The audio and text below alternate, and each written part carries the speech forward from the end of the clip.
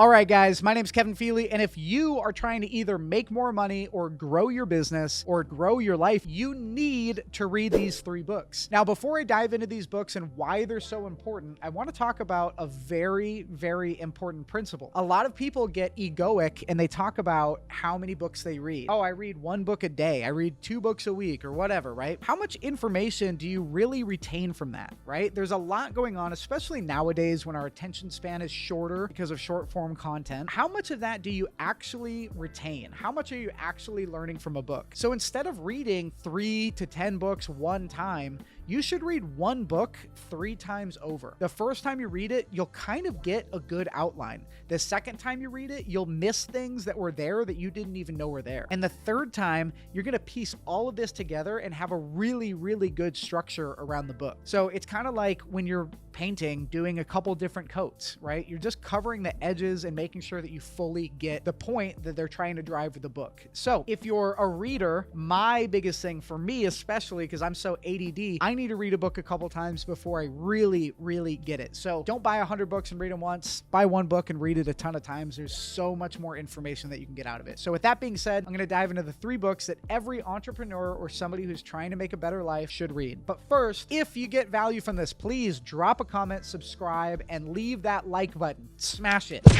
All right, do that to the like button, please. That helps us out a ton. All right, so book number 1. Some of you may have heard of this, but most of you probably have not. It's called The Slight Edge by Jeff Olson. Now, this book is all about compound effects of your decisions, right? In the book, he talks about a guy having a heart attack from eating too many cheeseburgers. And he dives into the principle of this guy didn't have a heart attack after he ate 1 cheeseburger. And although this heart attack came from the cholesterol from his shitty food that he was eating, it happened death by 1,000 paper cuts, right? He just continued to eat. And 1 burger, if I go out and eat 1 burger right now, I'm probably not going to die. But if I go eat a burger every day for 10 years, well, there's a compound effect of that that's going to have an impact. So the same thing with your decision making. So you could easily, it's a very easy choice to either go with a cheeseburger or a chicken Caesar salad with light dressing. These are 2 different options. It takes about the same amount of time to eat. It's about the same cost, but guess what? One is much better for you than the other. So if you're eating chicken Caesar salads instead of cheeseburgers, 10 years later, it's going to be 2 very different people, right? And one might not even be here. So think about that in your decision making. And I really want everybody to read this because it will create habits in your life that will completely make you unrecognizable. One thing that I started doing when I first read this book way back was I decided that I'm going to consistently run. Whether I like it, whether I feel like it or not, I am going to consistently run. And because of that compound effect, I've got 500 plus running activities in this app since I read that book. But if I didn't commit to that before, if I didn't make that a part of who I genuinely am now, I would be a much bigger person. I'd probably be a different fat slob. But because I incorporated that healthy decision, it also has chain reactions where then it's easier to make another better decision. And then you realize, like, man, all these bad decisions, like I could read a book or I could play video games. At the end of the day, you still use about the same amount of time, but what do you get from it? So The Slight Edge by Jeff Olson is absolutely phenomenal. So the second book, you've probably heard of it, but it's Think and Grow Rich by Napoleon Hill. Now, Think and Grow Rich is very important. And if you look at it, most successful entrepreneurs say that that was the book that changed their life. So the reason why is 1, it taps into your subconscious mind that makes all of your decisions. It runs your life on autopilot. And if you can change your internal coding, your subconscious programming, then you're going to change the result that you get. So the subconscious mind portion of that book is very important, but also the mastermind principle. Napoleon Hill talks about the mastermind theory being when you're around other people that share a like interest and that are all moving forward, it's like your mind grows into one bigger mind and everybody's power is leveraging, and all of a sudden you guys just get there much faster. So if you're trying to do something by yourself, chances are you're losing out to a group of similar people that are together rather than you by yourself. So if you're trying to grow your life, if you're trying to grow your business, if you're headed somewhere,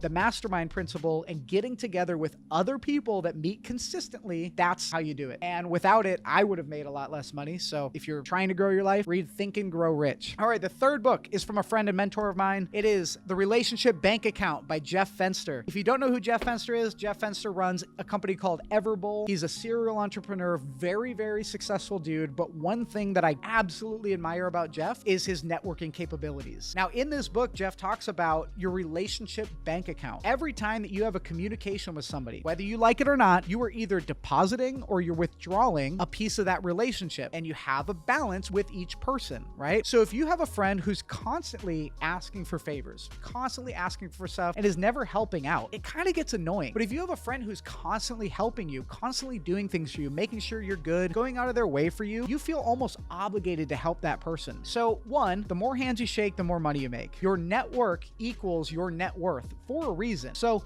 give more than you're asking, right? If you're asking people for favors all the time, you're just sucking people dry, and you really have no place to be doing that. But if you're constantly focusing on serving people and how can I help this person, like karma, what goes around comes around. So make sure that you're making deposits more than you're making withdrawals, but also don't be afraid to ask for help from people, right? It's very important to serve other people. I think that should be your main goal in life. But how can you serve other people if you're not asking for help? You need to be more powerful if you want to serve more people. So don't be afraid to ask for help and withdraw from these bank accounts, but don't do it until you've really put the work in. All right, guys, that's it. The Slight Edge by Jeff Olson, Think and Grow Rich by Napoleon Hill, and The Relationship Bank Account by Jeff Fenster. Please go get these books, and don't read each of these books once. Read them multiple times. Any book that you have, any book that you've gotten value out of that's sitting around your house, pick it back up and read it. I promise you, you'll get something from it that you just didn't even see the last time you read it. If you like this video, go ahead and subscribe. Smash that like button. Again, just beat the shit out of that like button, please. Go ahead, leave a comment. Let me know what books I missed. If you think there's a better book. Hope you guys have a wonderful day. I'm out. Peace.